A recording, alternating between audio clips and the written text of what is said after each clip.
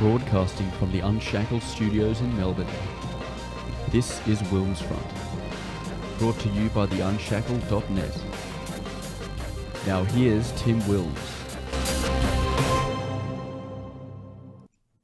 Hello everyone and welcome to tonight's show. The date is Monday the 13th of July 2020. It is 7:10 here in lockdown Melbourne, day 5 of our house arrest. 2020, many would say, has been a shocker of a year and a horrible start to the decade. Began in Australia with the Black Summer bushfires raging through southeast New South Wales and Gippsland in Victoria. Then the coronavirus pandemic triggered the shutting down of our national economy, apart from what were deemed essential industries, resulting in millions of Australians being laid off or stood down and requiring government assistance. Outside of Victoria, many coronavirus restrictions are still crippling our way of life. Also in 2020, we have seen the radical left and Marxists accelerate their campaign to destroy Western civilization through basically campaigns of open terror and intimidation. This has been on display with their rioting over in the United States, vandalism of historical statues in Western nations, and attempts to have all of their opponents of their agenda silenced or deplatformed, which is now increasingly known as cancel culture. An early target of the left's renewed online campaigns of bullying and harassment was Young Conservative political activist Wilson Gavin. He'd been politically active in Brisbane and the youth and student wings of the Queensland LNP for 2.5 years. He was a prominent young no voice during the marriage law postal survey in 2017, despite Wilson himself being openly homosexual. In 2018, he became a spokesman for the Australian Monarchists League, appearing in the media, including on my former Unshackled Waves episode on that topic. On Sunday, the 12th of January 2020, Wilson Gavin led a protest after a drag queen storytime event at the Brisbane Square Library, where Wilson and the other protesters were chanting "drag queens are not for kids." At the time of this protest, Wilson was president of the University of Queensland Liberal National Club, which had been disendorsed by the LNP Queensland in December 2019. Following the protests, Twitter abuse and pylons occurred against Wilson, and there were also threats from LGBTQ activists of legal and police action over the protest. Earlier the next day, on Monday morning, Wilson took his own life. He was only 21. Wilson's death brought to the forefront how inhumane the modern radical left has become.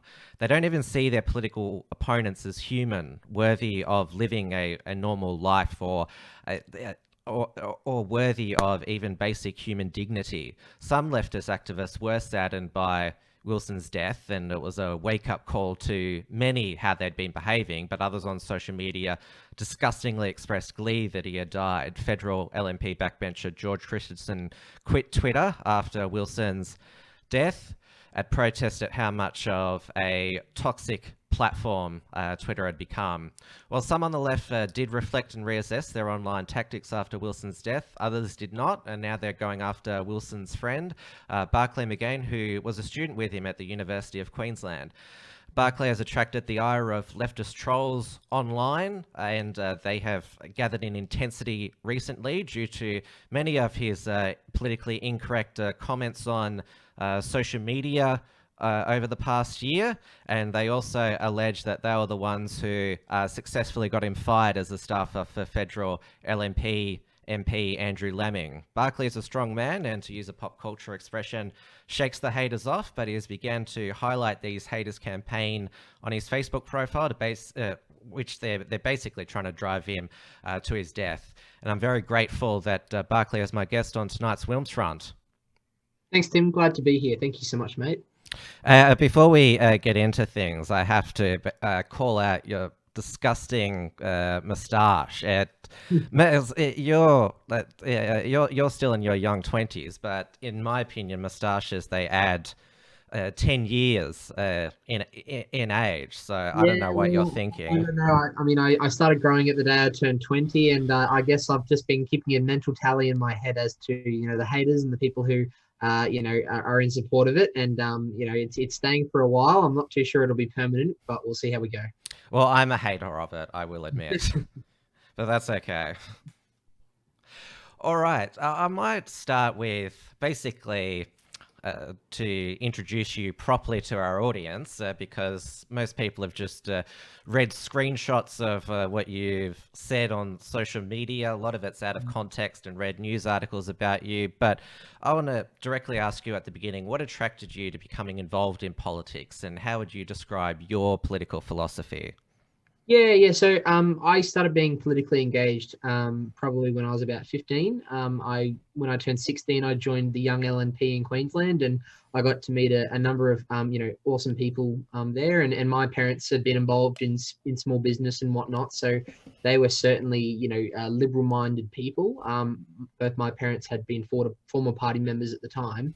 And I went over to the US for a year when I was in high school, and I was fortunate enough to live in Florida, and it was a hotly contested federal election or presidential election at that time, and Florida being a swing state meant we had political candidates from both the Democrats and the Republicans come to where I was living there in Orlando, and it was amazing just seeing the diversity and also the polarization that's really present within the United States, particularly now. And I was fortunate enough to go and see a President Donald Trump rally, and it was very interesting. And you can't stand by everything he does, but it was certainly a very interesting experience, and that kind of made me awaken myself to the power of politics, and also the ins and outs, and also the idea of having an identity and a belief in something that we're able to I guess make people's lives better, but also how we differ in our personal philosophy and beliefs. So. You should republish your YouTube channel, which vlogged that trip. Which we'll get to your first scandal in a moment. But I know when I stumbled across it, you impersonated Trump. He's actually very difficult to I would say actually impersonate. I thought your impersonation was probably as good as, say, Stephen Colbert's.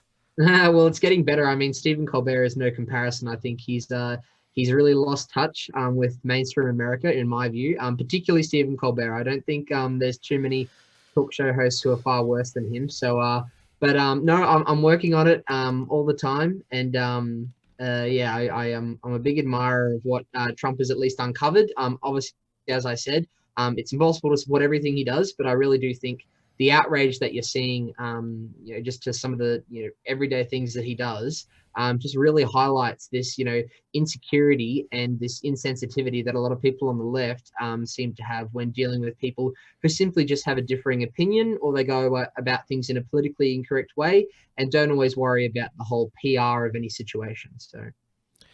And now we are broadcast as usual on the WilmsFront YouTube channel, also on DLive, and I'm putting in the YouTube live chat the entropy link. So if you want to ask Barclay a question throughout the show, follow the link there. You just sign in with your Google ID, and that's where also you can send through super chats as well.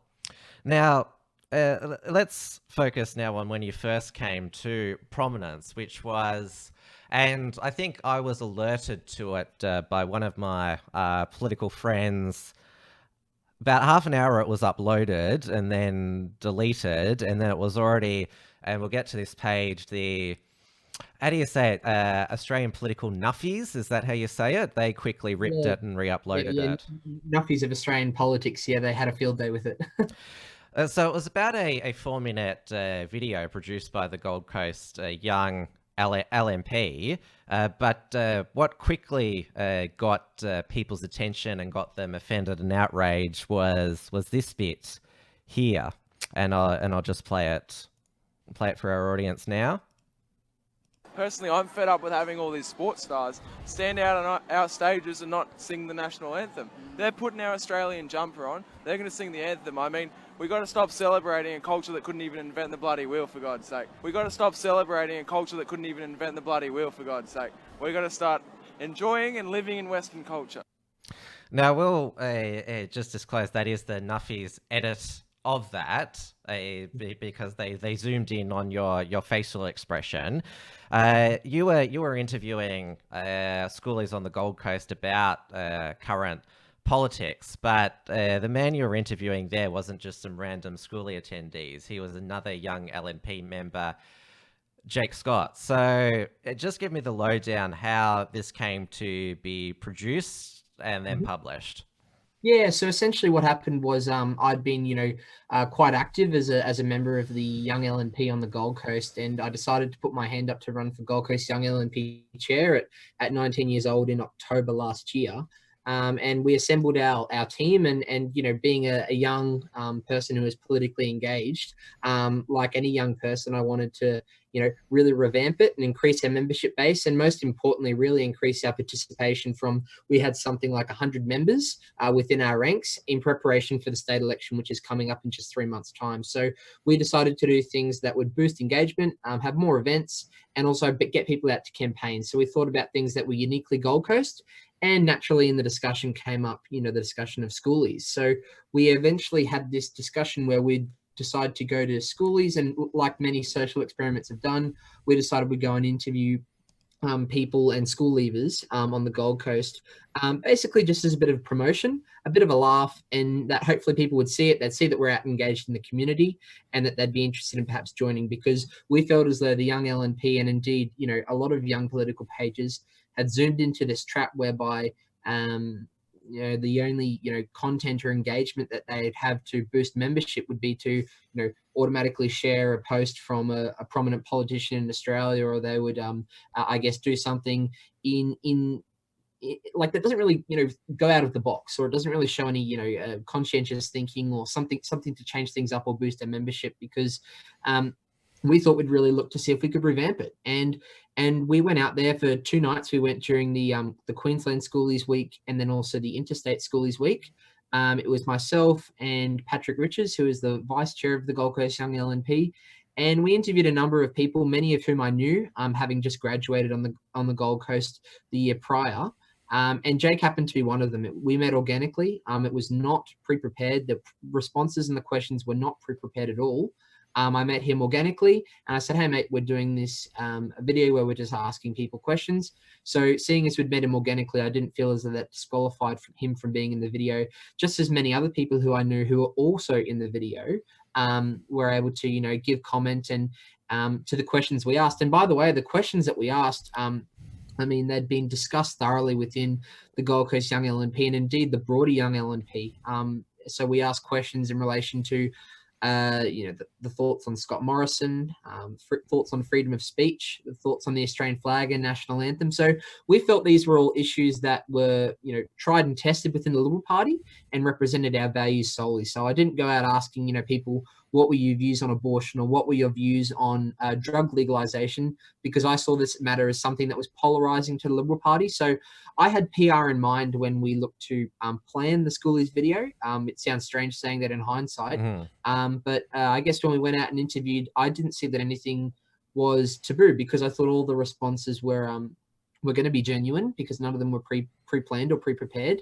And we had people going on there voicing their opinions, saying ScoMo's a piece of shit. So clearly not all the comments in the video could have been attributed to me. Otherwise, I wouldn't be a member of the Young LNP if that were to be my view. But alas, this is what's evolved, and now it's something that went #1 trending on Twitter, and the rest is history, I suppose. And I have to, I guess, live with that burden. And I guess that's the ins and outs of the matter. So after you filmed it, obviously there was an editing process. How did it decide? Did you use all of the vox pops that you did? How did you select what you would put in the final product, and who helped with the editing process? And was there a party figure who had to sign off on it? Yep. So I guess within our Gold Coast Young LNP ranks, we had a group chat whereby we all looked at the video prior to it being approved. And in terms of the discernment of content, it was largely left to me. We had a few people who were, I guess, videographers who were able to help in that process, the people who filmed the video. But at the end of the day, the buck stopped at me in terms of what was included and what not. And we, edited things out that weren't necessarily we didn't think were very coherent, because there's a lot of people that we interviewed that weren't necessarily coherent in their responses. Oh, well, yeah, it's schoolies. Yeah, exactly. So we decided to leave Jake's comment in as a bit of a, a fun play at, I guess, a bit of a joke, an insensitive joke in hindsight. But at the time that wasn't apparent to me. And to be sure that we, made sure of any, insensitivities or any potential controversies in the video, we decided we'd run it by, 20 plus members of the Young LNP, including the Young LNP president himself, Nelson Savan, who's, he's a former policy advisor to Deb Frecklington. He sits on the state executive, which is the highest body within the LNP itself. And he's also the only person authorized to issue statements on behalf of the Young LNP. So we thought he was a prudent figure that needed to see the video. And thankfully, he gave us the thumbs up at the time. And we went about posting it, I suppose.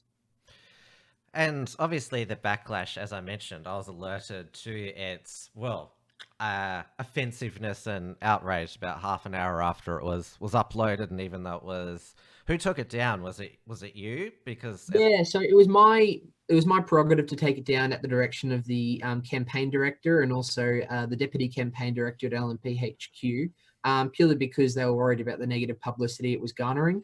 At the time I posted it, I'd just gone off to work in my job as a chess coach. I'm a big fan of chess, and I teach that racist game.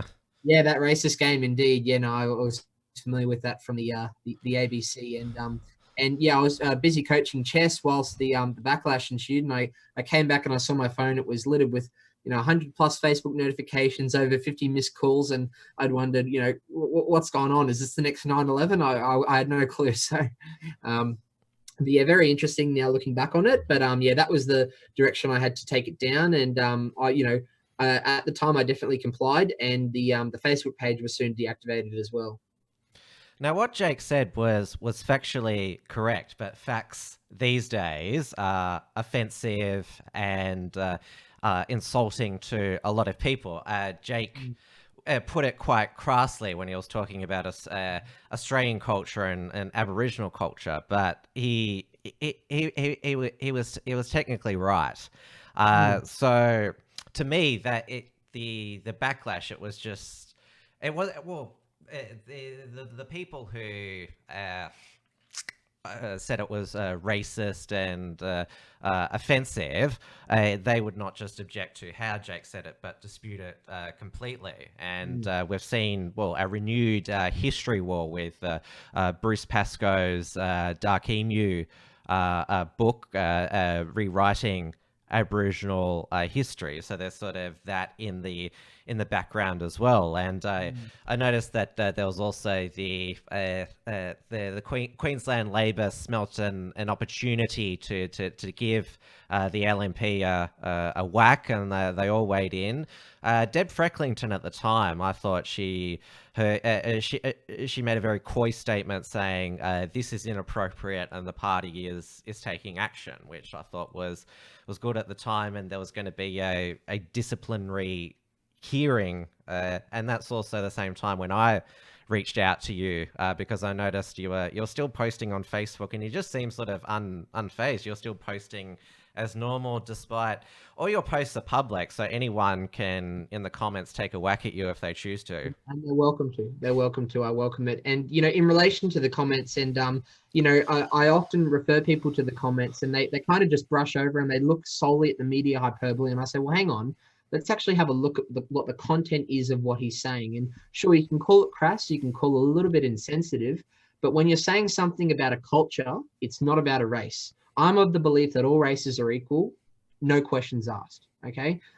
But when it talks about culture, there are some cultures that are barbaric. I'm not insinuating that Indigenous culture is one of them, but I mean, you've got the Aztecs and Incas, whereby they practice cannibalism. You've got many cultures that practice acts of genital mutilation. You've got many cultures that also practice infanticide as well. So the argument is not there that it doesn't make sense that all cultures are somehow equal and there's only different cultures. I would beg to differ. I'd say that Western culture is the best civilization, solely because we allow for the liberation of people who want to express themselves, whether that be politically or religiously. We allow for people to have, freedom of protest and freedom of political belief. And also people, Western culture doesn't throw gay people off buildings. I mean, as I say, it's not the best culture. Sorry, it's not a perfect culture, but it is in fact the best culture. And for Jake to point that out, call it in a crass way, but it is factually correct. And let's just imagine that if someone said, oh, Western culture is just nothing but crap, no one would bat an eyelid. But all of a sudden, when you put it onto the Indigenous matter, it's all of a sudden front page news, almost like the world has ended. So I just think there's a huge double standard there. And there's no denying that there's been, a racial history in Australia and in the United States. And, racism still exists today.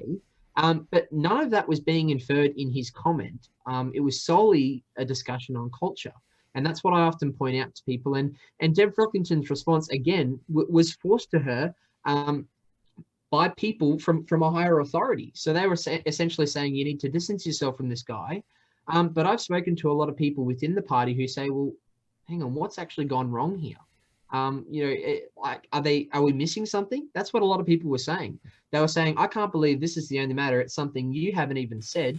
And somehow you're copying the brunt of this. So it really was disproportionate. And I think, as you mentioned, it was very opportunistic from the Labor Party to bring it out. And I don't believe that if I was in any other position other than the chair of the Gold Coast Young LNP, that there wouldn't have been any of the faux outrage that ensued. So yeah, it's a disappointing case, but it's history now. So.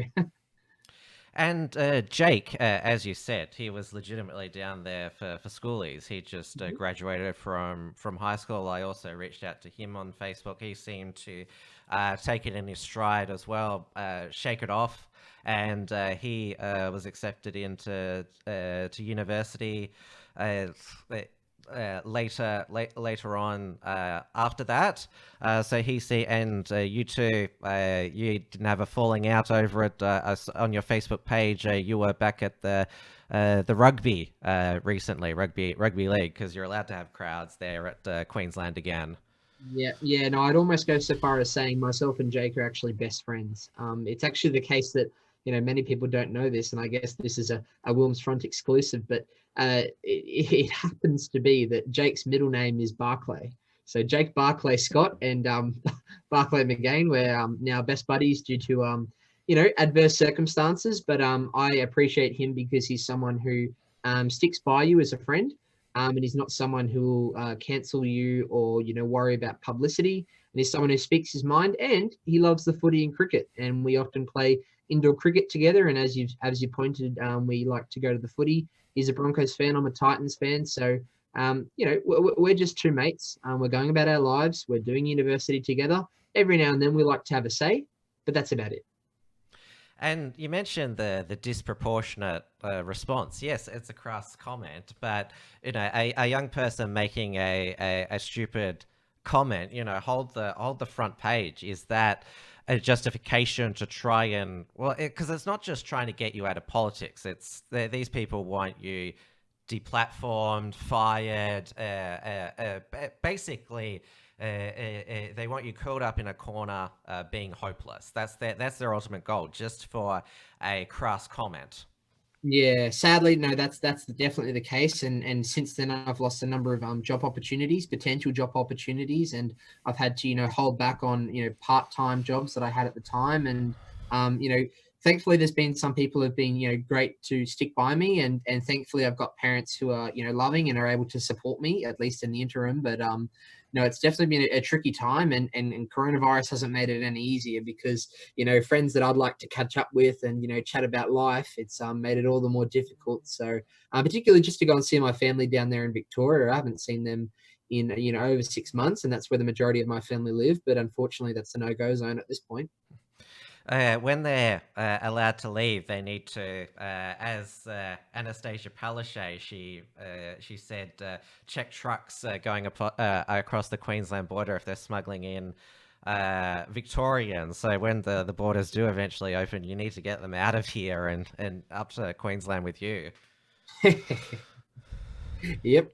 No, it's been quite the battle with the borders, and I'm not one to suggest that there's the golden bullet that's going to solve all this. I'm going to be one to pretend that I know what the right answer is, because a lot of people were saying, Anastasia Palaszczuk, why are you trying to stifle Queensland's economy by unnecessarily keeping the border closed, but she's almost been proved to be right in many ways. Yeah.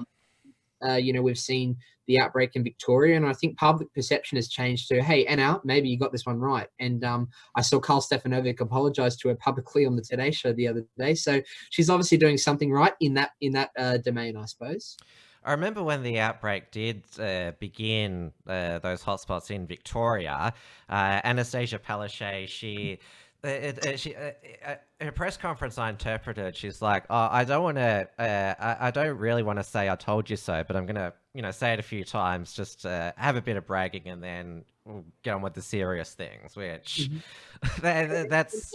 As she should. I mean, it's a political game, and she got proved to be right, and in amongst a lot of the haters and people who were kind of acting irrationally solely for the purpose of just going against what the Premier said. And I realize, and I personally think that's the trap that perhaps the LNP has potentially fallen into in Queensland, that they have this knee-jerk reaction to anything that the Premier does, and that they want to be able to spin it to a way that supports them, to try and, I guess it's an election year, and that's what parties will do. It's not something that's exclusive to the LNP or Labor, but nothing's changed. Now let's talk about it's now formerly the University of Queensland Liberal National Party Club.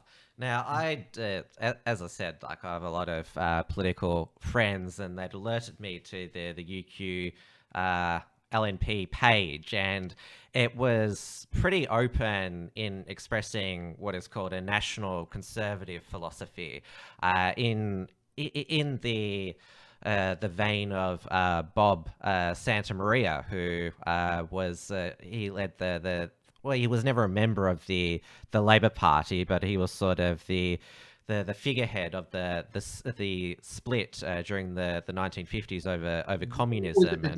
Was it the DLP? Yeah, DLP. He founded the National Civic Council, which still runs today. It's predominantly a Catholic organization, which Wilson, who was the president of it, he was also a Catholic as well. It opposed both communism and capitalism. And with its Facebook page, with this outspoken disdain for not just communism, but capitalism as well, it certainly rubbed many classical and neoliberal LNP members the wrong way. I know myself, I strongly disagreed with the sort of socialistic national policies that page espoused.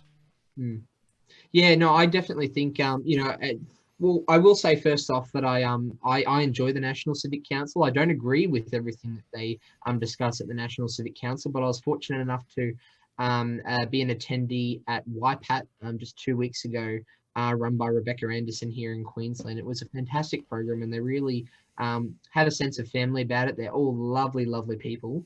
And we got to hear from Dawson MP George Christensen just 2 weeks ago, and he's fascinating to talk to as always. And, I was very open to them. I said, look, I've got some views that would definitely be considered more in the, as you mentioned, classical liberal, maybe even slight libertarian fold, as someone who is unashamedly agnostic.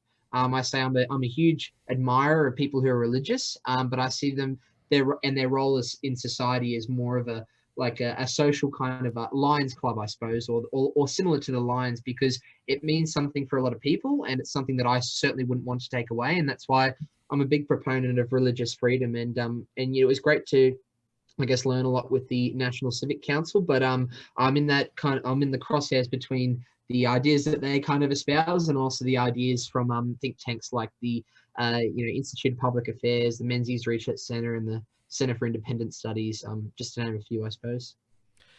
I talk about how what the UQ LNP page espoused rubbed many the wrong way, and it was interesting because I noticed that you attended the inaugural CPAC Australia, and you met probably the most principled libertarian in Australia, Will Joseph. And after the Schoolies video, he defended your right to free speech. He created the meme, which I think should be a t-shirt as well. Barclay McGain did nothing wrong. So he I can't say I've seen that meme, to be honest. I Oh, don't. I saw it, and he was quite proud of his photo with you. But I noticed when the UQ LNP page was getting quite outspoken, Will Joseph, for his lovely guy Will, he hates statists more than anything else. That's the ultimate insult from Will, that you're a statist. And well, these were people in his own party, and I noticed quite a back and forth between Will and Wilson over December and January. And yes, they were at political loggerheads, but it never looked malicious or anything like that. Yeah, no, it's a very cliche line, but the LNP and indeed the Liberal Party itself attracts a broad church of people. And in Wilson's case, I almost mean it literally. He was a man of very, very, very strong faith, and that was definitely, as you mentioned, at loggerheads with someone like Will Joseph, who attained a perfect libertarian score on the political compass test. And Wilson and Will were people who I both respected, in spite of not agreeing with either of them to a T. Because I think some of the ideals that they would talk about, I'll be like, wow, maybe that's not something that I agree with. But both of them are just amazing individuals. One, for their courage to stand up for things they believe in, but two, to support their mates. And I think that's something that we've almost really lost amongst a lot of the people involved in youth politics in Queensland and indeed Australia in general, because a lot of them have just I guess developed this mold of turning into a careerist hack essentially, because they want to find their next job at Goldman Sachs, or they want to find their next job running for pre-selection in a safe Liberal seat. And it doesn't help to align yourself with people who are a bit outspoken, maybe don't always toe the party line. And it's people like Will and people like Wilson who I learnt to appreciate, even though they weren't people, as I've said, who I agreed with all the time. They were people who stuck by you through thin and thin. And it could be a bad analogy, but that's exactly what the Anzacs did. And I thought that was a part of Australian culture, that we stand by people through thick and thin, whether that be not just in private but also publicly supporting your mates, particularly when they're the subject of online abuse and they're the subject of death threats. But apparently that's not the culture that we want to continue in the Queensland Young LNP, and I think that's a bit sad. So yeah.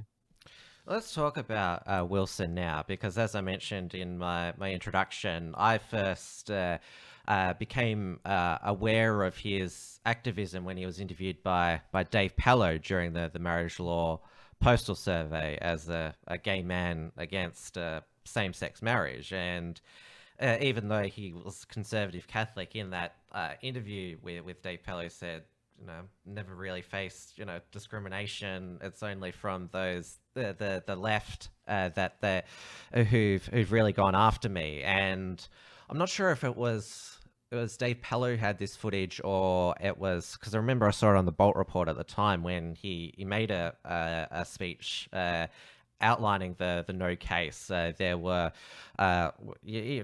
really, you'd say, immature leftist bullies in the crowd, mocking him, making degrading hand signals and that. But it came across to me, even though I didn't agree with his position, as a man of strong convictions.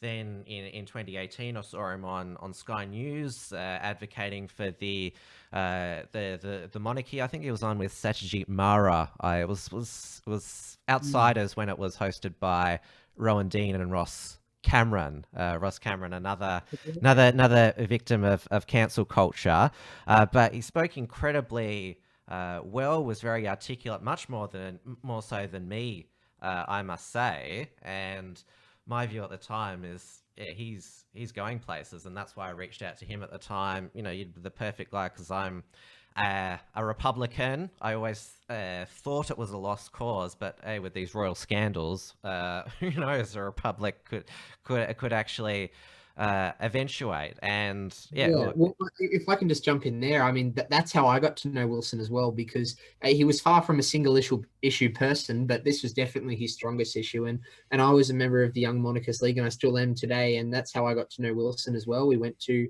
I guess a parade where we got to meet Prince Charles, which to this day is one of the most awesome things I've ever been able to do. And I thought it was very surreal experience. And yeah, I'm really appreciative for a lot of the involvement that I've had with Wilson.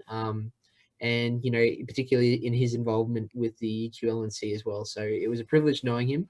And yeah, it's sad that he's no longer with us, but you know, I'm not someone who's religious, but I'm sure he's, you know, looking down and he knows what's going on somewhere. So. And I didn't have any contact with Wilson after that interview, but obviously he was still politically active. And I saw that he was one of the admins for, I'm not sure if it's still around because my original Facebook profile got disabled, the Peter Dutton support group. I'm not sure if that's still going, or you probably know better than me. Yeah, so it's still going. That was a page created during the leadership spill, and it was something that, you know, when I say I'm a, you know, conservative kind of libertarian kind of person, I mean that in every sense of the word. And I was opposed actually to us having a leadership spill at the time. I'll be, you know, open and honest and frank about that, purely because I don't like the idea of change, and I thought that, you know, any leadership spill, which, you know, in my opinion, which was, you know, at a time whereby, you know, we were struggling as a government, wasn't the right answer. I thought it would just plunge us lower, and particularly given the alternatives that we had to Malcolm Turnbull as a prime minister. But look, I was proven wrong, as I have been many times in the past. And Scott Morrison has obliterated a lot of the critics, and I think he's doing a tremendous job. Particularly given the alternative being Anthony Albanese, and at the time of the election it was Bill Shorten, so that does half his work for him. But no, he's been instrumental in, I think, leading the coalition to a strong victory in May of last year, and I was privileged to work at the LNP HQ at the time of that, which is an awesome experience, and I'm thankful for them for providing that. And it was a great insight into a lot of the campaign, particularly one of the most memorable campaigns almost in Australia's political history. So yeah, it was amazing night. That's for sure. And I noticed because you've one of your profile picture, is it still your profile picture? You with Scott Morrison, and a credit to your humor, dare I say, larrikin spirit. You're actually pointing to ScoMo and you say he's my leader and I'm ambitious for him, a reference to his own comment yeah, there. I thought that was a bit of tongue in cheek, and I thought you know, there's a bit of irony in the comment, I suppose, but no, he's a great man, and I think he's doing great things. So obviously there's always going to be the pressure of political games and having to, you know, counter the views of the Labor Party and compromise on a lot of things, and no politician's ever going to be perfect, but I think there's a lot of backbenchers that are steering him and ensuring that he's on the right path in terms of his policy formulation for the country. Well, he's also another politician who shakes the haters off, as he said so himself. They were at him for the Twitter haters because he went to see the Cronulla Sharks in Sydney, because apparently he should be locked up in solidarity with us Melburnians, which, to my way of thinking, because he's still got a young family, his daughters are still very young. He told the media that he was going on leave, but he was reachable. And you think about his family and his two daughters, it must be hard at that age.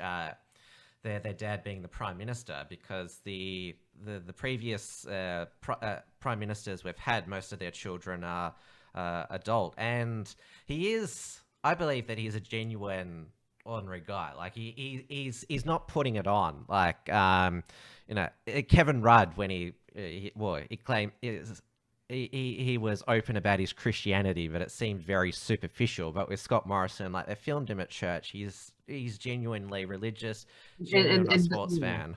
Yeah, and that's what people appreciate. I mean, you know, I of all people should be one who's not liking him going to the footy. I mean, the Cronulla Sharks smashed my Gold Coast Titans in a matter of weeks ago. But I think it's awesome that he's going. He's sitting in the exact same seat that he's always sat in. There's no corporate boxes. There's no champagne soirees. It's just ScoMo, beer in hand, Cronulla Sharks scarf. So he's genuine. And look, the guy can't work. I mean, you know, rightfully so. The actions of the Prime Minister should be the most scrutinised of almost any person in Australia. I mean, they're probably one of the highest paid public servants, and they represent us on a national stage. But the guy can't work 24 hours a day, 7 days a week either. And he's got to have some downtime. And sometimes that downtime may not even have to be with his family. So I appreciate the fact that he's honest and he's candid. He goes to the footy. He doesn't spend all day sitting on the couch. So I respect him, and I think it's he's well within his rights to do that. And for me, especially when we have too many alarmist politicians and in the mainstream media as well, especially with this second wave in Melbourne and the second lockdown, Scott Morrison being at the football, that projects a calming image to me that, look, there's still some normality, and I'm helping to show it. Scott Morrison, I think most of the time he's done his best to calm us, as opposed to our Premier, Daniel Andrews, who's always about, the lockdown might need to be harder, and, it might go for how long, and that basically fueling the panic and basically, and also fueling the media to spit out sensationalist news as well. So that's what I've really liked about Scott Morrison during the pandemic. And the thing that I can, think about is obviously, within the pandemic, there was always going to be a need for some kind of state intervention, whether that resulted in, the borders being closed internationally, social distancing measures, and, small business closures and orders to stay at home. That was inevitable. But I think the difference that we can see, particularly in their rhetoric between someone like Scott Morrison and Daniel Andrews, is that one thrives off the power that he's been given, and one is so reluctant and almost apologetic to the point where he's reluctant to use that power because he knows that it will stifle people's livelihoods. He knows people will lose jobs, and he knows there'll be a huge economic suicide note that we write in the aftermath. Whereas Dan Andrews, he almost seems to thrive off the power, and he likes the idea of him being in this underground bunker whereby he's the man that everyone looks to, and that he can do these things and people will respond. So he's, in my opinion, quite power hungry, and there's a reason they call it Dan Andrews Stand, that's for sure. Well, it's also because he faces, to this point, little opposition. I mean, Twitter is in love with him with the hashtag #IStandWithDan. Victorian Liberal Party, during their time in opposition, have been quite timid. They're starting to find their voice now and be more of a presence. Tim Smith, member for Q, he really got the ball rolling with his epic tweet calling Dan Andrews a friendless loser who'd want to have lunch with Lurch, hashtag Dan has no friends. And to Tim Smith credit, he didn't back down from that. He and Michael O'Brien, the state leader, didn't throw him under the bus, and he's doubled down every time since the Trump strategy. And when he tweeted that, it's like, wow, that's even more epic than something we've done at the Unshackled.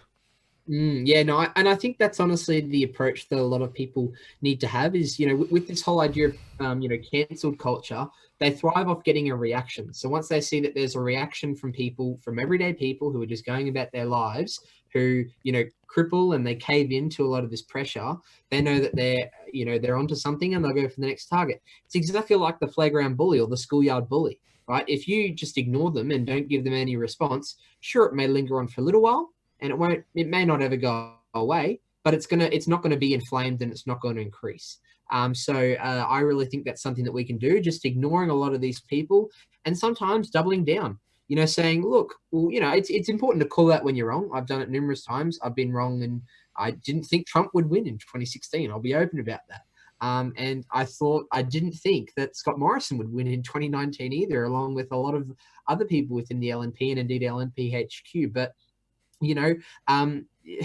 these things happen, and you apologize for things when you're wrong. But if you, in your heart and in your own principles, believe you're in the right and you stand for something that you still continue to believe, all power to you. I think lean in, and I think don't be afraid to voice your own view, and don't be afraid of the mob that may ensue. Because Tim Smith, he then, a couple of days later, launched a Twitter poll, like, which nickname would you prefer, Dictator Dan or Chairman Dan? I've come up with a few more crass nicknames for him myself. It's certainly the disgust that a lot of people have for him at the moment is justified, and there's a lot of emotion, and I'm glad it's been reflected in the state opposition at the moment. Though Dictator Dan was originally a a term used by Bernie Finn, MLC. I'm not sure if that name has filtered up to Queensland. Yeah, great guy. One of po- Will Joseph's best friends. He also came up with the name Bernie Finn, Arrogant Andrews, which of course is, I would say, amicable noun probably needs to be applied more. Yeah, no, it's it's it's interesting, and I mean, we've got our own situation up here with Anastasia Palaszczuk, and look, these are public figures. As much as I have respect for them, because it's a tricky time, regardless of if you're a Labor or a Liberal premier. The fact of the matter is, I worry that some of these people are really thriving off this power that they get, and yeah, it deserves to be called out, and I'm glad they're doing it. They're not doing it in a way whereby they're going around and egging his house or threatening his kids at all. So that's something that I think, it's a bit playful, and at the end of the day, I hope Dan Andrews sees that, and he doesn't take it too much to heart, but he recognizes that, hey, a lot of people are struggling under this thing that you're doing, and many livelihoods are being savaged. So he ought to really reflect on that. The left, I've noticed on Twitter, because since the conservative exorcist to Parler, Twitter has just become more of a toxic leftist echo chamber. They basically are enforcing doing their best to crush dissent about Dan, intimidating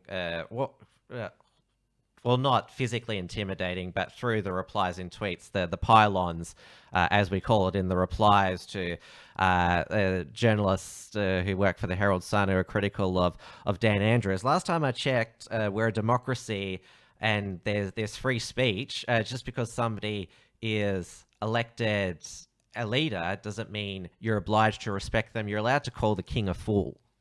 Yep. Yeah, no, exactly. And, that's something that, I've always stood by. I think, public figures are people who are, open to, a bit of slander here and there, or, the occasional meme and whatnot.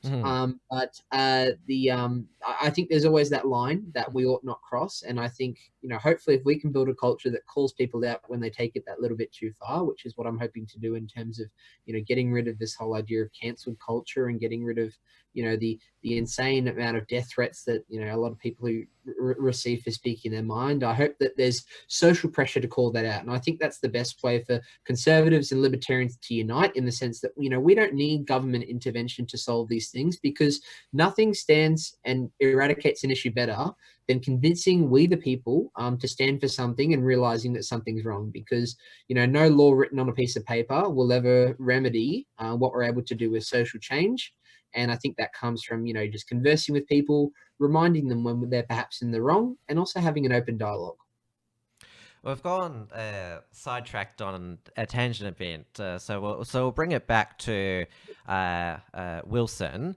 Now, I mentioned that the UQ LNP had been the state LNP had disaffiliated from it, and I mentioned that the philosophy of the club had rubbed many party members up the wrong way. I remember Gideon Rosner of the Institute of Public Affairs describing the club as a thorn in the side of the party. And Gideon is someone I respect quite well. He's Melbourne's biggest freedom fighter at the moment, unapologetic hedonist. But obviously, and this... we'll get to it in a moment, but this certainly would have been and of course, if you make your political bed, you lie in it. It still would have been difficult for Wilson at this time to have these internal disputes with the party. Yeah, so I was actually present at the Young LNP committee meeting, or it's the management committee meeting, whereby we discussed the idea of affiliating or disaffiliating from the UQLNC, whereby I think there was only 3 people, including myself, and I was one of the most vocal people saying that we shouldn't be disendorsing the UQLNC, not because I was an adherent of Wilson's beliefs or because I believe in national conservatism or I believe in B.A. Santamaria's beliefs, but largely because I think it was one of the largest recruiting forces for members of the party itself. And if we claim to be a broad church, we should be accepting views of people like Wilson who happen to be more traditional. But I as much as, like, I'll be frank. Wilson pulled strings. He was someone who would, make memes about people. He was often sometimes considered even a bit nasty. But that didn't mean that we had to be nasty back, or it didn't mean we had to estrange him and indeed the club. I mean, the club had elections year in, year out. If someone wanted to run and look to change it from the inside, by all means, they would have the ability to do that. So, there's an argument to be made that, the club had headed in the wrong direction under Wilson. And I wouldn't be opposed to someone who said that. But what I do think is that we need to unite as conservatives and libertarians and classical liberals and realize the things that we have in common and our common enemy. And I think that's something that, if we're able to do, we may even see the UQLNC be revived once again. And that's something that I really, really hope for, because prior to that, we were the largest university club for conservatives in all of Australia. And I think that's something we'd hate to see go. And I think it's something we need to revive. Now let's turn to the drag queen storytime protest. Now I'm going to go to a screen share here of the Unshackled's report. It happened Sunday, 12th of January. So I'll just put this up on the screen now, because it basically Martin Hartwig, one of our former contributors, he summarized it well. I'll just see if I can get it so our audience can see it well. So it goes. I'll play the footage first of because there was a lot of, we'd basically call it fake news, that they interrupted the drag queen story time event. They didn't. It was a protest outside after it had finished, and this was where Wilson and the other attendees did the chant "Drag queens are not for kids." Mm-hmm. Drag queens are not for kids. Drag queens are not for kids. Drag queens are not for kids. Very much. Drag queens are not for kids. The law is not for kids either. Drag queens are not for kids. Drag queens are not for kids. You do not have permission to film me. GPS has been called. You just gonna hold the camera on my face like that and So you can see who else is there. There's faces that you and I would both recognize, but we won't mention them here. But this wasn't a spontaneous protest led by Wilson. There'd been some back and forth on the UQ Liberal National Club page, and these posts they're authored by Wilson, aren't they? Mm-hmm. Yeah, no, he was the author of the page. Yeah. And so he gave as good as he got in these posts. Like it sounded like he was up for the political battle, and it was something that he was passionate about himself. This drag queen, stopping this drag queen story hour. Mm-hmm. Yeah, exactly. Yeah, look.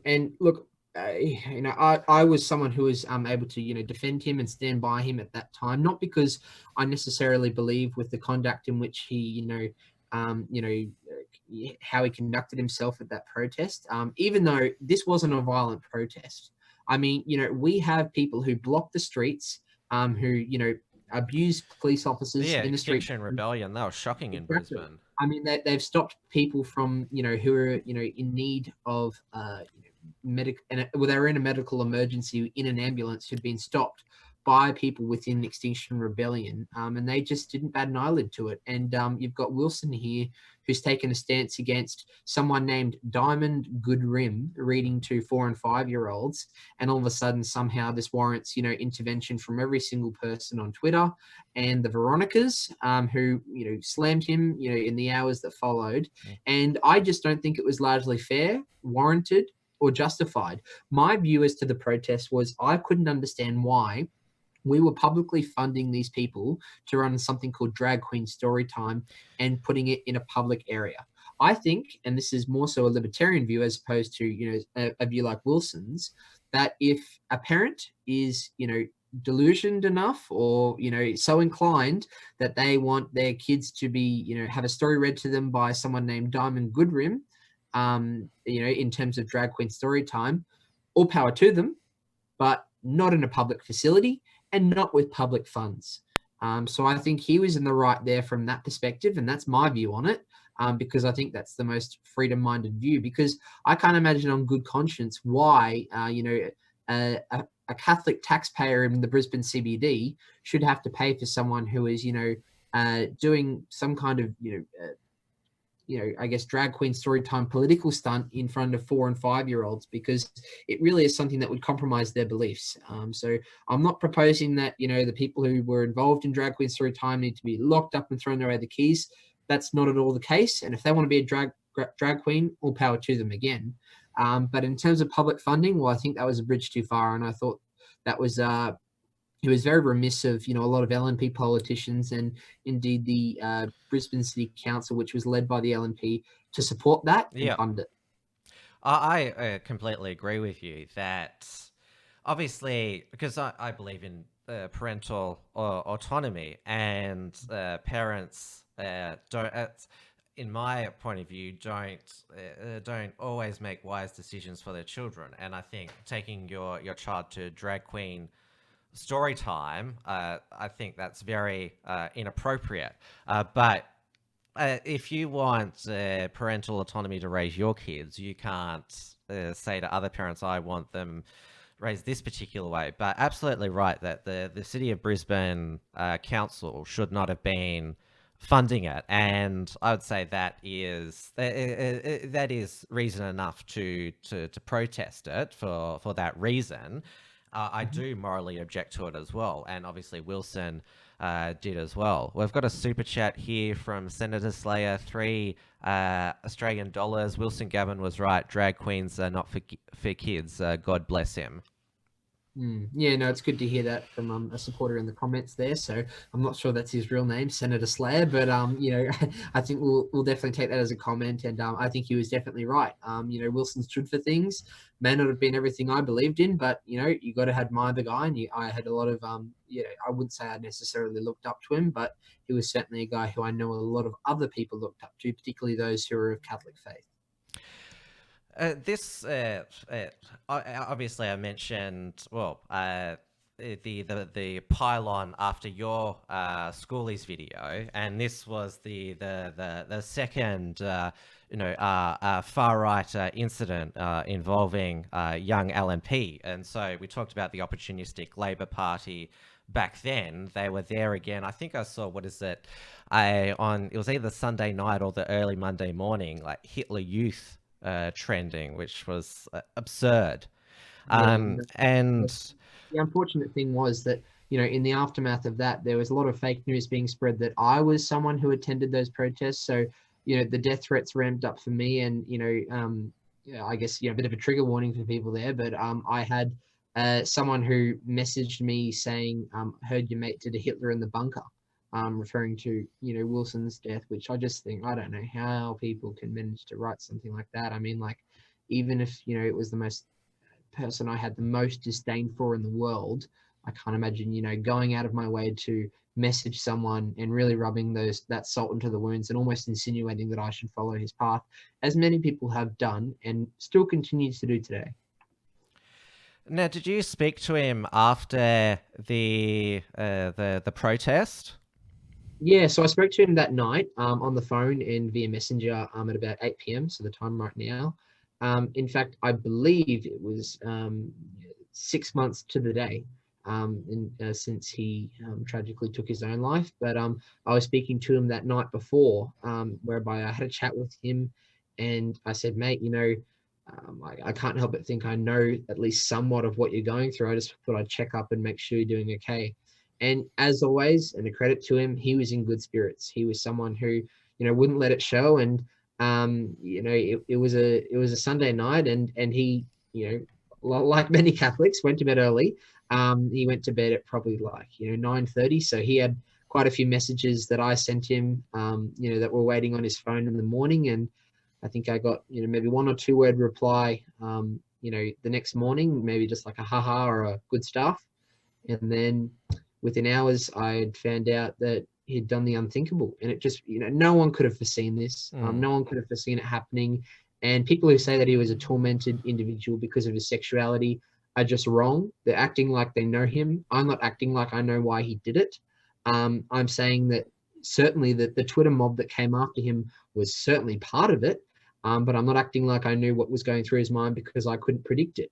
But in the same time, I do condemn the people who, thought they'd jump on this political pile on, instead of reaching out to the poor guy, because the exact same guys who went on this pile on, some of them, it was almost like you scroll back a few posts on their Facebook timeline, or you scroll back a few posts on their podcasts, and here they are condemning me.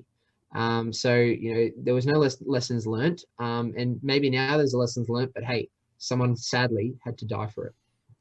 The reason why I went through the back and forth he had on that page with the I can't remember the drag queen's name again, but there was that back and forth. Wilson, he seemed like that's why I'm going through that, because he seemed that he was prepared for this political battle, this part of the culture war, and this is why I was so shocked when, and I'll bring up the initial report on the train backlog cleared after an incident on the Springfield line. This was shared to me on around Monday lunchtime, that this was Wilson here, and I couldn't believe it when I heard that he had taken his own life, because I just did not expect it from him. He this is why I go through like how good a media performer he was, how much his convictions, he stood by his convictions that are just 21 years old. You feel so much for his family. They've raised him throughout those, like, he had his whole life ahead of him. He looked like he was destined for, well, maybe he wanted to be a politician, or maybe he wanted to be a lobbyist, or maybe he had other plans for that. But to have life cut short at 21, it's just so tragic.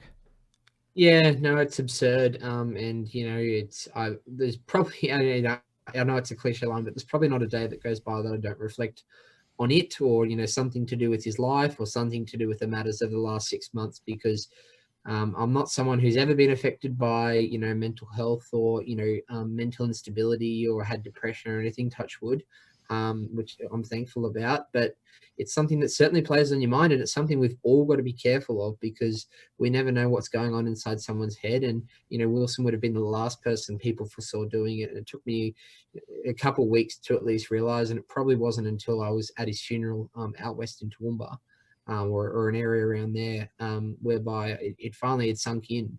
And his family, he's got young sisters as well. They were just distraught, and I don't even think it had sunk in for them at the time that they'd lost our beloved Wilson, because he was certainly one of a kind.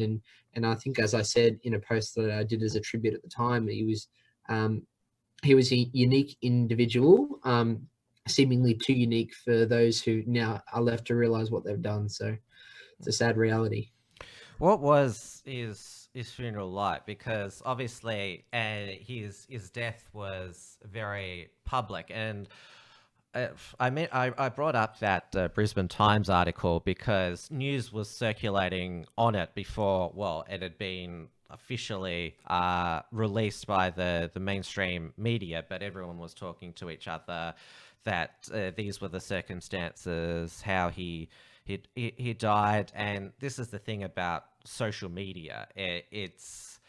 There's so much information flowing on, and that people are just saying whatever comes to mind. There's no real sort of dignity. And so I just want to get an idea, like, because his funeral, it's a private event for his close friends and family. Like, what was the feeling there, and how did people cope? Yeah, so it was obviously a very Catholic funeral. There's a lot of nuns and religious people who attended. So it's something that I'm not used to, as coming from a family that's not religious in the slightest. So there was a lot of I guess traditions and things that they were interested in doing. But it was just so shocking to everyone. I think even at the funeral, people were just uncontrollably crying, or some were in complete denial, which was probably the saddest part to me. But we all stuck through it, and I think there's a good culture that Wilson's left in his aftermath, and I'm one of those people, and I know it sounds like it's a cliche line, but his death isn't in vain, and it's shown me that I'm not going to back down. That I've never once considered the thought of cutting my life short, and I never will, and I'll lean in until the day I die, and if it kills me in doing it, well then so be it. But when you stand for something, you've got to stand for something, and I think that I'm hopefully doing it for the greater good. And there were some leftist activists online who joined the pylon, and I think it was for some of them a wake up call for them. Like, oh shit, we've got to remember that we're dealing with human beings. This is just politics. Yes, politics is dirty, and there's a lot of bullying and other things, but we've got to keep things in perspective. But on the other hand, there was also a lot of the LGBT activists. They tried to spin it by sort of saying, oh, we still considered Wilson part of our community, even though he opposed us. And then there was the stuff that he was a tortured soul because of his sexuality, because he was a gay conservative. I mean, you knew him. Was he ever discriminated against in your view? No. I mean, like people recognized he was gay, and obviously people had, obviously strong personal views that, being gay is a sin. It doesn't happen to be my view personally, but there's a lot of people of faith who were under the impression that they knew what he was doing was wrong, but he was never discriminated against or bullied or anything like that. And that's at least, and it's not me putting words into his mouth. He's on the record saying that. He's on the record, as you mentioned, talking to Dave Pello on Pello Talk, talking about a lot of those issues, and that he's never felt discriminated against. And I think one of his most famous lines, which, I've actually heard from a lot of people, is that he lost more friends from coming out as a conservative as opposed to coming out as being gay. And I think that was a sad thing. Not that you should face discrimination from anyone for either of them. I think it's, tragic if you get discriminated on the basis of your sexuality as much as your political beliefs. But to say he was a tormented soul is a slur, and it's certainly a bridge too far, and it's a cover-up to try and masquerade that the people who piled onto him were simply innocent people who were just commenting on a matter of someone who was bound to do what was already going to be done. So yeah, it's shameful that people were bringing that up, and anyone who wants to toe that line, I'm happy to have a chat to them and maybe reveal who Wilson really was.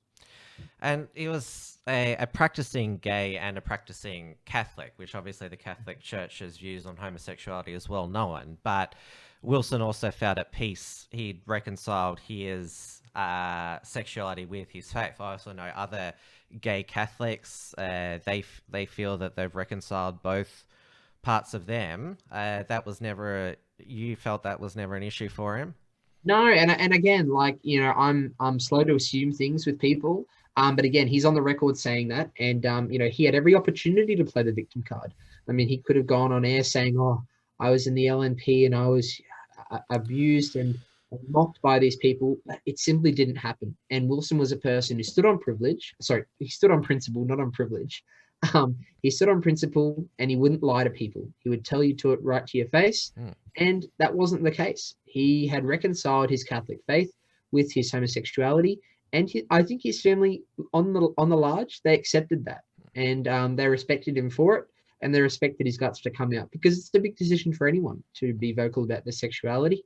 It's something that I've never gone through as someone who's straight, but I wish people every confidence in doing that if they're struggling to do that. So it's a tricky situation, but again, I'd err on the side of caution and say to anyone that they act like they know him, to maybe stick and gob in it. And he had his let's remember like his personal style. He had his own flamboyant style. Like he loved to dress up old style. He loved traditional things, but in a really flamboyant way. Yeah, he was flamboyant, as a lot of gay people are. And he was always someone who was the life of the party. He wasn't someone to just sit in the corner. He was always the one loudestly singing God Save the Queen, as someone who was, a proud monarchist, and always someone who'd love to have a dance. And he loved his RMs, and he loved his moleskin trousers as well, just like me. And they've become, a bit of a dress code for a lot of our UQLNC events and, indeed party events as well. Unfortunately, there were some leftists on Twitter who, some disgustingly celebrated his death. Some said, well, it's sad that he died, but what about those children he distressed, or those he persecuted, implying that there were victims of Wilson's activism, saying, oh, well, they cancel each other out, which to me, I mean, in your, like, obviously we see the vision of the rally there. Wilson is chanting. He is not being abusive or anything. It's to equate that he deserved to die because some people might have been distressed or offended by his activism. They're not moral equivalents. Yeah, exactly. And the people who say that, I asked them, what was the injury toll? What was the death toll? What was the damages cost? There was nothing, not one single thing. These are a group of, maybe 10 to 20 people who were very vocal. They came in, they didn't barge any doors. They simply protested, and they simply didn't, and they stood their ground. And again, could have been conducted better. It's not something that I would do. But to say that someone deserves, some kind of a pylon as a result of that, and then to be driven to death as a result of that pylon, wow, the audacity of some people, and they've really lost their humanity. And that's sadly what I've found with a lot of people who, more often than not, sit on the left side of politics, who really regard people like myself and Wilson, who have the courage to speak your own beliefs, and say that we're almost, not human.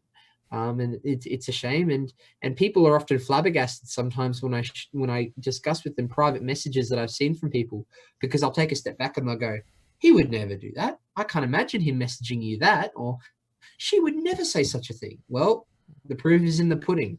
These people don't regard us as human, and they claim to stand for human rights. Well, I beg to differ. There was a lot of talk at the time whether Wilson was a martyr in some ways. I've thought about this, and his death was not in vain, in the sense that he did snap some of the left out of this mindset that they were in.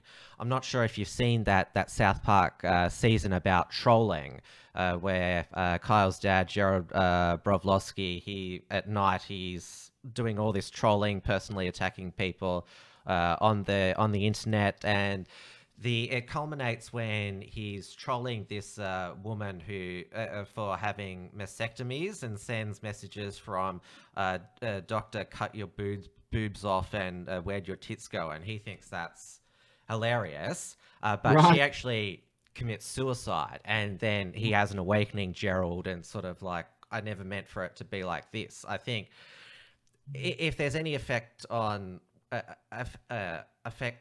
or you'd say legacy or lesson from Wilson's death, is that it snapped a lot of people out of that mentality, because there are those leftists who do wake up and say, well, I didn't sign up for this. This is not what I wanted to do. Yeah, exactly. No, and look, there's always going to be that small minority, but they are shrinking. And I don't know if Wilson foresaw himself as a martyr, but he's going to go down as one either way. That's in my book, and that's in the book of a lot of other people who are, conservatively minded and indeed religiously minded, because he stood for religious freedom, he stood for the right to protest, and he stood for freedom of speech. And that's the latter of which I particularly strongly stand for. And that's why I've, taken action at university here. We've started a campus, club called Students for Liberty, where we're running it at UQ, and we've already got 100 people have pledged to be members. So it's a growing group, and it's something that, it's got some classically liberal and libertarian people in there, which maybe Wilson would have objected to. But at the end of the day, we firmly stand against cancel culture. We firmly stand against internet pylons, and we firmly stand with freedom of speech. And that's something that I see Wilson as a martyr for nowadays.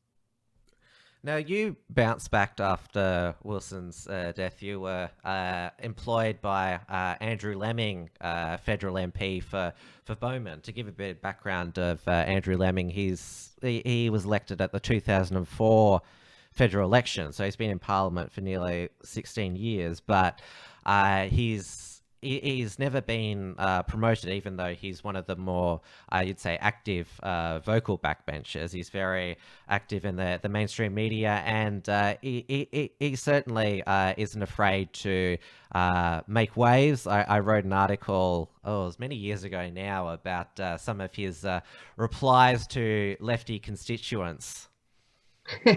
Yeah, and look, he's a character. I love Lemo. I still love him. There's no animosity there. And it was a pleasure working for him for 5 months. And the team there in Bowman, in his office in Cleveland, they're all fantastic people. And again, I don't hold any ill will towards them. And I enjoyed my time working with Andrew, and he's certainly a character. And that's the thing I appreciated about him. He's not afraid to speak his mind. He openly voices his views on LNP matters that he will disagree with, and then he openly supports things that they do stand for. So he's got a conscience, and sadly, not everyone in Canberra or everyone in the Queensland State Parliament House here do. Some of them just toe a party line, and I think that's really condemnable, because if you're a constituent and you're going to the poll and you're going to elect someone and you're going to pay for their salary and whatnot, you want to make sure that they're going to have a conscience and they're going to represent you, because we are a representative democracy. We're not a liberal Labor democracy. We're representing the people that elect us. And I think that's really what we need to return it to. I think that's something that Andrew Lemming probably best resembles out of most MPs within the federal scheme of things, I suppose. And that's one of the unique things about the Liberal and National parties. If you're on the backbench, you're allowed to be vocal. You can even cross the floor. A Labor Party, you have to toe the party line. If you cross the floor, you get expelled. And we were talking about George Christensen before, very vocal backbencher. Matt Canavan, I think he's probably doing greater work on being a vocal backbencher now than he was even as minister. Now he's been great. Yeah, exactly. And I think that's what a lot of them are doing.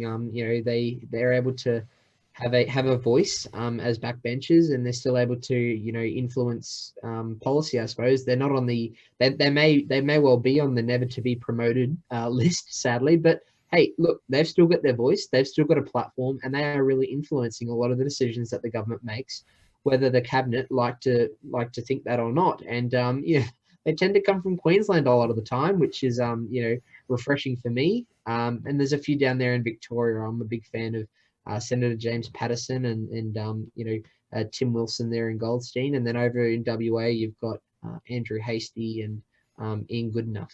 So I think there's some shining lights, and also Craig Kelly in New South Wales, who could go past Craig. So there's some interesting characters. Now, your Facebook page is public, as we've already established, and if I was able to basically connect the dots myself that you were somehow working for Andrew Lemming, then the people still after you were able to figure that out themselves, and they certainly were going to target Andrew Lemming and by extension the LNP. Or he's got this far right racist employed in his office, and they went in their mind for the kill with you. That's just not a figure of speech. We can probably say that literally, because Andrew Lemming shared this meme having Anastasia Palaszczuk as Sergeant Schultz from Hogan's Heroes. I know nothing. I'm not sure what he was actually referring to, because a lot of leaders are Sergeant Schultz's, and apparently Andrew Lemming, it was insensitive for him to post this, because Anastasia Palaszczuk, her grandfather, was interred in a Nazi camp, and grandmother was forced to strip naked for Nazis to choose for sex. But The thing is, Sergeant Schultz is a fictional Nazi, and Colonel Klink, the actors who played those two, they were Jews. They were sending up the Nazis, and this is the thing about cancel culture in 2020. These Jewish actors in the 60s, like World War II had only ended 20 years ago when Hogan's Heroes was launched. They thought that it was a really good way to take the piss out of the Nazis than for Jewish people to satirize them on the screen. But apparently in 2020, because of Anastasia Palaszczuk, her family tree, that's apparently insensitive. Yeah, and the thing is, there was no desire to invoke history there. Andrew did not mean to bring up or invoke that kind of, I guess, historical reflection. And, call it insensitive, maybe call it something that, is regrettable. But at the end of the day, I mean, really, why are we focusing on something like this? It was an innocent meme made to convey a point about Anastasia Palaszczuk not conducting herself, and indeed the Chief Health Officer here in Queensland, Jeanette Young, not conducting themselves in a manner that they're, supporting the rights of Queenslanders. And I think that's demonstrated. I mean, the proof is in the pudding that they talk about, limiting public gatherings and then give the green light to a Black Lives Matter protest. It really indicated that the Premier was, giving way to a lot of these violent activists who, have caused quite a disruption. And I think, if you're going to make a rule about something, you should at least apply it equally across the board. I'm not saying that I'm in favor or against the COVID restrictions, but I really do think that, if you're going to set something, make sure you apply it equally. And Andrew is trying to illustrate that point in a comedic way, as he so often does. And unfortunately, it missed the mark, but it certainly wasn't, to infer that, he was in any way a sympathizer of the Third Reich or anything related to, Nazi propaganda. So it's just another conflation that people make. And look what they did. They conflated it to be the actions of myself when I played nothing to do with it. So, I was, I ran his social media mostly during the week, and I saw a lot of the stuff that he would post and whatnot. But he made that meme on his own accord, and I hadn't even watched Hogan's Heroes. I mean, I was, I've never watched it, but we all know Sergeant Schultz. Yeah, exactly. Sergeant Schultz, I suppose. And yeah, I mean, wow, they've really cherry picked that one, and they've conflated it to be something it's not, and that's become a real pattern for those on the left in terms of political correctness. I mean, we've seen stuff with Chris Lilly and a lot of his shows like Summer Heights High on Netflix. They're really conflating it to be something it's not. And cancel culture, it's something post your LNP career. You've started writing for the Spectator and Cauldron Paul. We'd certainly love to publish something of yours at the Unshackled hint. Yeah, awesome. No, I'd love to. I really enjoy writing. I have, a huge obsession with writing, and I'm not someone who says, "Oh, I don't want to write for you guys. I don't want to write for you guys."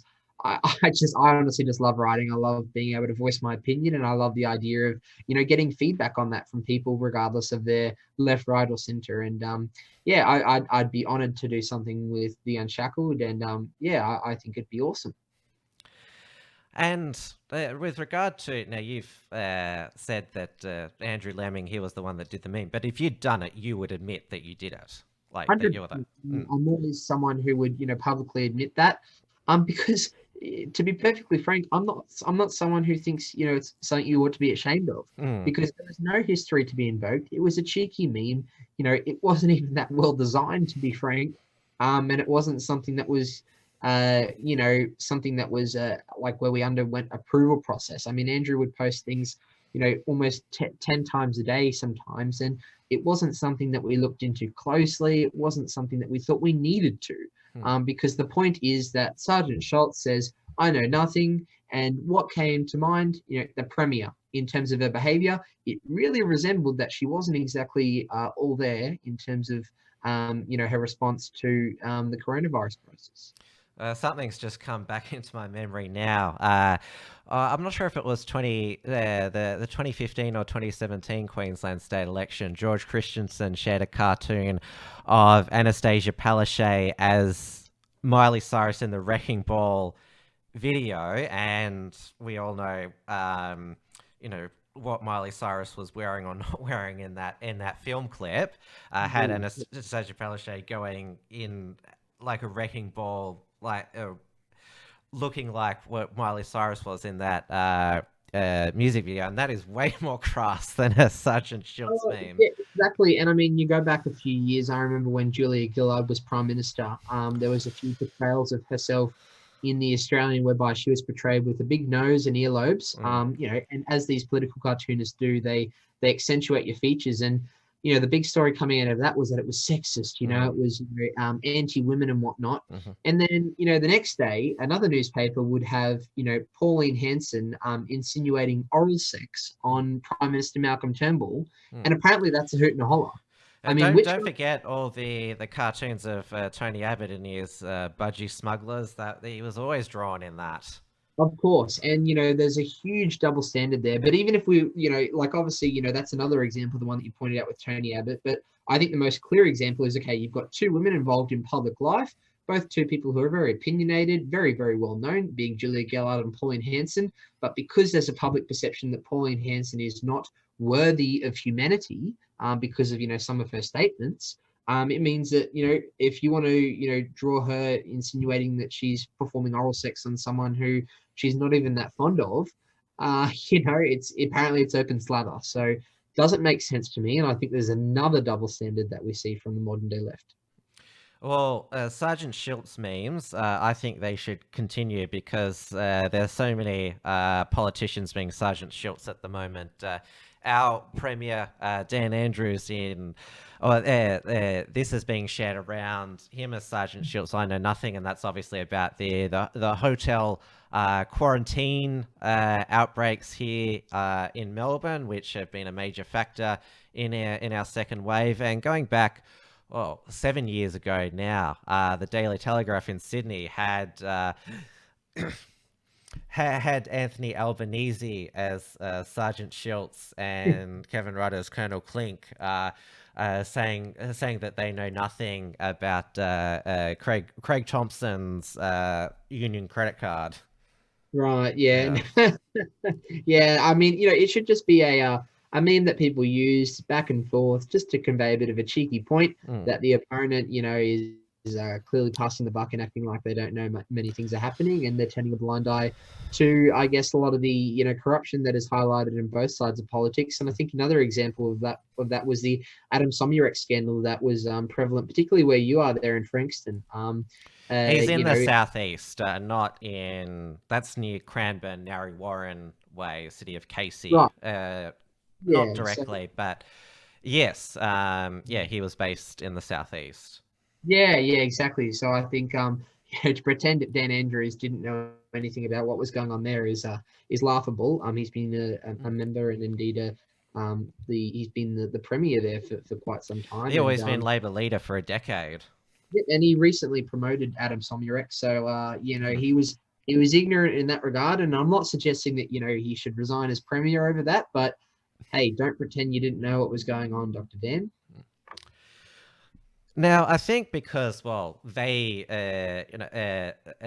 the online left, they claimed credit for you being, this is how the media reported it, fired by Andrew Laming, and he, when he spoke to the media, he justified it by.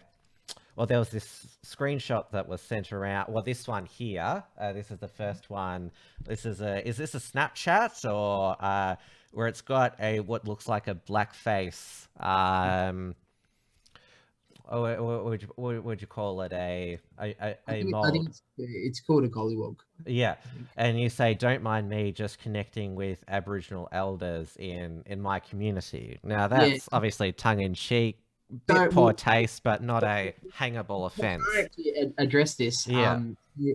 That quote was not and has never been said by me.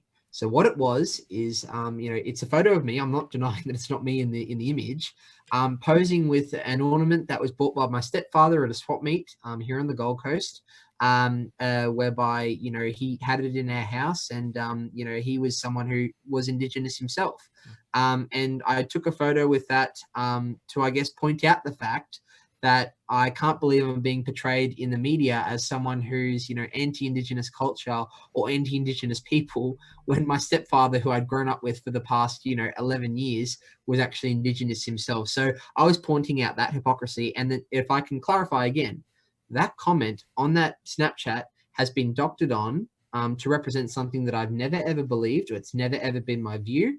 And unfortunately, this has been part of a systemic view to do this to a plethora of photos that have emerged of me. I mean, there was something that was photoshopped again by Nuffies of Australian Politics, whereby it insinuated that I was Bill Clinton's media advisor.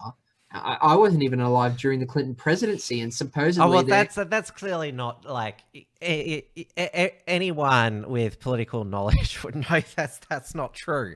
Well, I know that. But look, the proof is in the pudding that people are conflating, and they're taking something that I've done genuinely, right? And they're portraying it as something that's actually, my action, when really that's something that they've actually cropped on. So it was an image and it was just the image, not with the caption, that was sent to a few friends of mine as a joke at the time, to try and, loosen things up, I suppose. But then it was taken by people. It was screen capped off another person's phone, which is a very dishonest thing. And I know who did it, as a matter of fact. And they decided that they would crop onto, a caption, and then they thought they'd send it into The Guardian. And voila, they thought they had themselves a story. And, I'm sure they're at home rubbing their hands together thinking, wow, I've done such a great justice to the world by bringing down another person, by, fabricating something about their life to insinuate that they're a racist. So, congratulations to them, I suppose. And another screenshot that they got up was, this is from a Facebook group called Discussion Space. And I don't know who she is, it doesn't matter, Chloe Morgan. Okay, DS, on average from experience, what is your least favorite nationality to visit and live with, and why? And you said Africans, which, well, Africa is not a nation, but do you want to explain the context of that? Yeah. So look, the interesting thing is, I think you've just pointed it out there, that there's 176 comments on this post, and it's in a private group, which is stipulated not to, leak or share things. But eventually these things happen, and that's not the case that I'm complaining about that. But immediately under that comment, I justify my comment because, of course, I know Africa is not a nation. What I said was, if you look at the question specifically, to both visit and live with, and I said, well, as much as it's not fair to cast anyone of any individual nationality to be of one view or one likeness, I would think that to visit, the continent of Africa, and indeed African nations, would be something I'd least like to experience, due to the fact that there's high rates of corruption, high rates of poverty, high rates of violence, and high rates of crime. So there's no reason why I'm saying this on behalf of anything to do with race. And by the way, most Africans I know are actually white. So anyone who's insinuating that this is a matter of color is deeply flawed there. It's not even nationalistic, to the extent that I'm basing my view that Africa is the country where I'd least like to visit and live, as something that is, something that it's not. It was justified in the sense that I didn't think it would be a suitable place that I would like to live in. And, there was comments on that exact same thread talking about Han Chinese people, talking about Greek people, talking about Saudi Arabians, talking about other African nations. But hey, they had it in for me. They had their target, and they locked and loaded, and they made sure that it was, media fodder. So that's the nature of cancelled culture. They'll cherry pick things. They fabricated the last one, and then they took this one out of context. But when you conflate the two together, it makes it sound like where there's smoke, there's fire. Upon reflection, would you admit that if you seriously wanted a political career, or you wanted your political career in the LNP to work, maybe leaving this online trail of comments that could easily be taken out of context, maybe being more careful editing that schoolies video, because this is when Facebook started to be big, and members of Generation Y, which is my generation, your I would say Gen Z, that's I noticed it was around 2013, 2014 when the screenshots started coming out of this person said this insensitive comment, and it's both sides of politics, both Labor and Liberal candidates be disendorsed because they've said something stupid online. So would you have any advice about watching what you say? Or I know a lot of young aspiring activists, they just say nothing on social media. Yeah, exactly. And look, if I was of, the desire to have a career in politics, to have a career as a state politician or a federal politician or a councillor, perhaps I would have shut my mouth. But the fact is I didn't. A lot of people will report that I did, but I never really did. The idea of towing a party line was something that I strongly objected to from a moral perspective and also a principle perspective. I always wanted to be someone who would be able to speak my mind.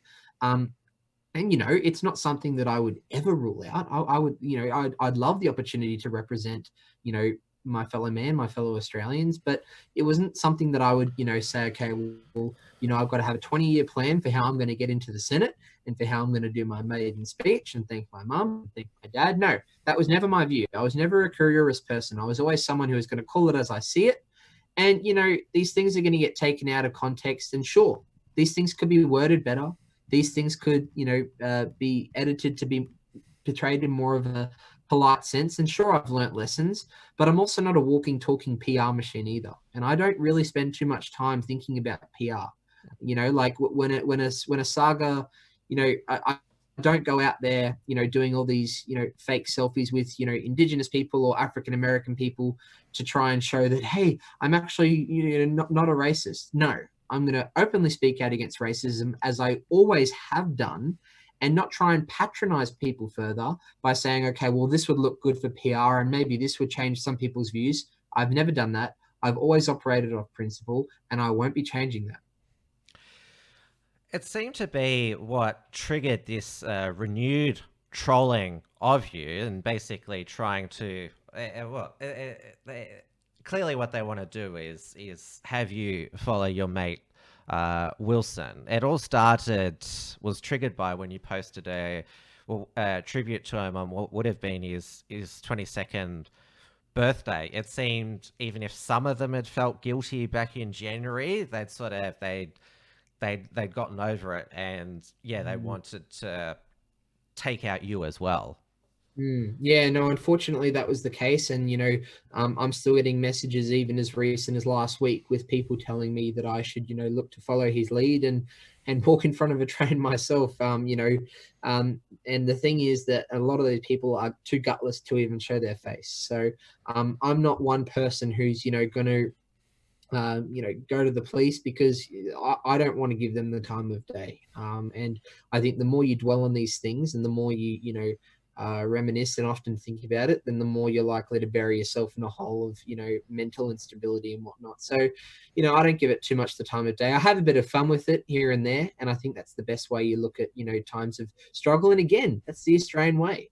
It's that whole idea of, black humor, whereby, if you're in an issue and you're in a dark situation, a tricky situation, you make a bit of a joke out of it. And that's what I do. That's what I seek to do on any public platform that I'm perceived to have. I'll voice my opinions on things, but I'll also, poke fun at things, particularly when they're done at me. And, self-deprecating humor is something that I'm a major fan of. So. Well, there's also a Facebook group dedicated to showcasing your comments called Again, you've done it again. 449 members. I managed to infiltrate it the past few days, but there's basically nothing there. It's there's all these members, but there's hardly any posts. We had a Facebook group for a while dedicated to hating on the Unshackled called Sus Shit the Unshackled Says. I'm not sure how active it is now, but don't let that 449 figure fool you. There's not much going on in there. Yeah, no. I'm glad about that. I've been privy to some of the posts in there, just things like saying, "Well, have you seen Barclay's most recent posts?" I've Mm. seen the occasional meme. I've seen people, sharing screenshots of, Barclay Street, because apparently when they see the name Barclay, they instantly think of me, and they see the street name and they feel the need to share it in a group of 450 people. So Mm. really, I'm just living rent free in these people's head. They just, love to thrive off this kind of thing. And I'm not considering going. I'm not feeling threatened by a closed group where I can't see things that are written about me. It really doesn't bother me. Again, the post that I did about it was just purely tongue in cheek, saying, guys, it's really flattering. But it's a weird obsession that people have with a 20-year-old, mildly overweight, moderately intelligent economics student at the University of Queensland, who likes to have a say from time to time. But hey, each to their own. So they probably are reminded of you based on, because that's their play on the McCain's slogan. So when they're like getting a McCain's Story of my meal life. and they're reminded of you. Or what if they're fans of the Premier League, Barclays Premier League? They'll think of you as well. Yes, exactly. So, that's I'm a big fan of the Premier League. I'm a big fan of West Ham United. So, I think we're going to avoid relegation. So, yeah, I'm a big fan of the Premier League, and hey, I hope they are as well. But I think this one seems to be pretty targeted, in terms of me. But yeah, Armageddon, you've done it again. The story of my life. Now, University of Queensland is still in the news, mainly due to the university administration's decision to suspend Drew Pavlov for 2 years for his anti-Chinese Communist Party activism. I know that you're friends with him. Is he a member of the Labor Party? I know that. Yeah, so he's a former member of the Labor Party, but I believe he's a current member of the Australian Greens, and he's someone Okay. who would definitely considered to be quite democratic socialist, more in the line of Bernie Sanders. And he's someone who's he's very cheeky, in many ways, so similar to Wilson, obviously on. Yeah, I followed his media campaign. He's very much a young showman, but that's how he's got attention too. His plight. His lawyer, Tony Morris QC, he defended Callum Thwaites and the QUT 18C students. He's also a very showman in front of the media, but that's what you need. He's been on multiple times on Chris Kenny on Sky News, and he does have very hard left views. He supports Black Lives Matter, but you two are still mates. Yeah, so I'm someone who wouldn't discriminate against people who are left and right solely on that basis. Again, sure, I'm not a perfect individual, but I try and stand on principle wherever I can, particularly on political matters. And I think that Drew's ability to remain a student, both from a financial perspective, a career perspective, and also a principle perspective, is something that should be upheld, solely because freedom of speech is something that we should never take for granted, particularly when there seems to be a huge conflict of interest from the UQ administration and their affiliation with all of these organizations within China, like the Confucius Institute and the Hanban Institute as well, whereby Peter Hoy, the Vice Chancellor, is openly in support of a lot of the policies of the Chinese Communist Party. And I mean, they get aptly funded by a lot of these organizations, and they employ adjunct professors like Xu Jie. So it's an interesting time, and I think it really has shone a light that needs to be shone on Australia's involvement with China and our reliance on China. And Drew Pavlov has almost become the face of that movement. And it's interesting given, I remember him a year ago. He was a very cheeky guy, but he's definitely latched onto this movement, and good on him. Sure, it's impossible to support everything he does, exactly like Donald Trump and exactly like Wilson. They tend to have, similar character traits, all three of them, I would say. But on the whole, I say all power to him, and no way in hell should he be kicked out of his university degree. There's stuff that he's done where maybe, would warrant a slap on the wrists, but I don't think disadvantaging someone from a career perspective and a financial perspective is appropriate. And hey, he's really, really stuck it to them from a media perspective. He knows how to manipulate the media, and as you said, he's a bit of a showman, and all power to him. And it was reported today that University of Queensland, they've commuted his suspension from 2 years to 6 months now, so he can go back. Early 2021. Sentence commutation seemed to be in the flavour at the moment, given Donald Trump's commutation of Roger Stone's sentence. Yeah, classic Roger Stone. No, it's an interesting situation that you've got there with Roger Stone. I'm I'm not fixated on it either way, but I can say that Trump is a hoot and a holler in the sense that, and Roger Stone is an interesting character as well. I mean, you just see the way the guy dresses. But I can speak on a matter of Drew, and I think that they've certainly lessened his sentence, which I think is good. But the fact that he's still getting suspended in the first place is something that he ought to fight. And rightfully so. He's fighting it all the way to Supreme Court. And by the sounds of it, Tony Morris and Callum Thwaites, who's also a good mate of mine, is backing him to the hilt. Now there's the Queensland state election. It's only a few days before the US presidential election. I do want to finish at 9, but I just want to get your I would say observations, predictions about. It's foolish to predict elections these days, but how you see the lead up to both of those. Yeah, no, I think it'll be interesting. It's definitely going to be an interesting time. I think I was saying to a few friends of mine that within a 2-week period, we're going to have the AFL Grand Final, the NRL Grand Final, the Melbourne Cup, CPAC Australia's conference, the US presidential election, and the Queensland state election, all within a period of 2 weeks, and the first state of origin. So it's going to be quite a hectic time. We'll see how we go. But in terms of my predictions, I'll be honest. Okay, so I think we go.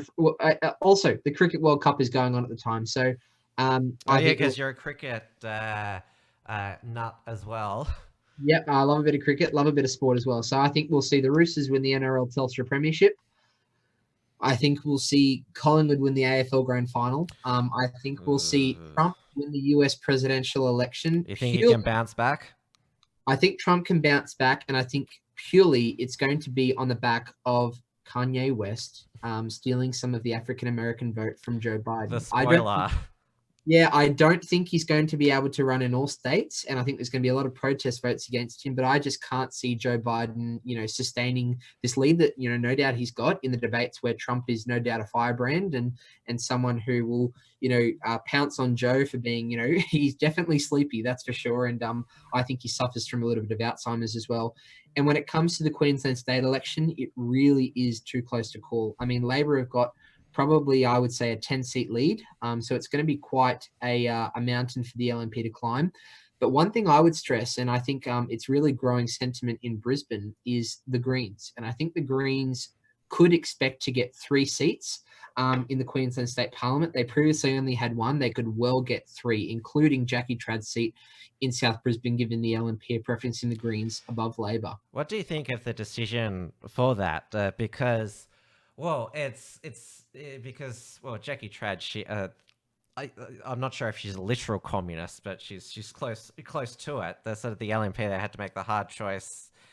Who do we go for? Who's worse? Yeah, well, I mean, look, I'll be frank with you. I stand on principle. Surprise, surprise. So I don't think that it was the right decision to preference the Greens above Labor. And I think that, preferencing the Greens above Labor is certainly politicking to the max. And I don't think, sure, we'll be the kingmakers as to, I say we, the LNP will be the kingmakers as to who wins the seat most likely. And I think that'll be the Greens. But, I don't think that's the biggest issue going on within the LNP right now. I can tell you that much. And as to my prediction, I think that there'll be a large crossbench. I think there'll be 3 Green seats, 3 Katter's Australian Party seats. I think there'll be, 1 seat for One Nation and 1 seat for the independent, Sandy Bolton. And when you've got a crossbench of 8, it makes it very, very hard for either side of politics to get to that magic number of 47 from the remaining 85 seats. So I think what we're heading for is a hung parliament. And I think given that there will be that extra, Green seats and the inability of Katter's Australian Party and One Nation and a lot of the independents to side with the Conservative LNP, I think we'll see that they'll side with Labor, and Labor will form a minority government. That's my view, and I'm, probably I would say 60% certain of that. Yeah, well, that's a decent prediction. We are approaching 9 p.m. Melbourne time, so we'll wrap it up. I'll be back again Wednesday night for WilmsFront, 7 p.m. Melbourne time, on YouTube and D Live. I'll be going back to coronavirus coverage, basically because with the second Melbourne lockdown, there's been so much fake news about the, medical science about how the virus is transmitted, and a lot of misinformation about what the actual lockdown rules are and what are your rights. So I'm just going to go through it for everyone's benefit. I thought a good way to end the show is by you, Barclay, answering Binary Agenda's question. Did Barclay say he does Trump impressions? Can we hear one? So I'll let you finish the show with a Trump impression. Thank you, Binary. It's truly phenomenal to see that you've given us a great comment here today on Tim's show, The WilmsFront. It's a truly tremendous show. I've known Tim for quite some years now. Truly tremendous guy. Possibly no better guys. I know some of the best people, believe me. They're truly tremendous people, and they're going to help us win big league in 2020. I mean, you've got the coronavirus response. We've got Dr. Fauci. We've spoken about, disinfectant, perhaps, stopping this COVID. They're calling it Kung Flu, COVID, coronavirus, whatever you want to call it. Okay, there's so many names, but we're going to fight it. We're going to build a wall, and there's going to be so many beautiful things, and America will never stop winning. I'm your president, Donald J. Trump. Thank you. Oh, that was brilliant. I'll be working on a little bit here and there, but it's just a cheeky pastime that I do, and he's definitely a character, that's for sure. And he has me in stitches a lot of the time, so why not try and take him off? Yeah, definitely. All right, thanks for watching, everybody. Thank you, Barclay. Good night. Thank you so much. Bye. Thanks for tuning in to WilmsFront. Visit timwilms.com or Rational Rise TV to view the archive of episodes. And keep visiting theunshackled.net to view all our shows and to keep up with the latest real news and analysis.